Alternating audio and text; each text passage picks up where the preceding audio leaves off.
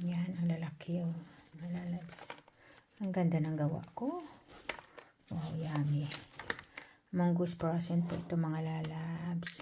Selbstgemacht. Oh, ang ganda. Kaya linisan natin ito mga lalabs. Yan. Ito na po yan for this. Ang lalaki oh. Ang lulusog. Ang tataba. Oh, ganyan lang po pong magawa ng mongoose frozen toge. Ilagay po natin mga lalabs ito sa upo.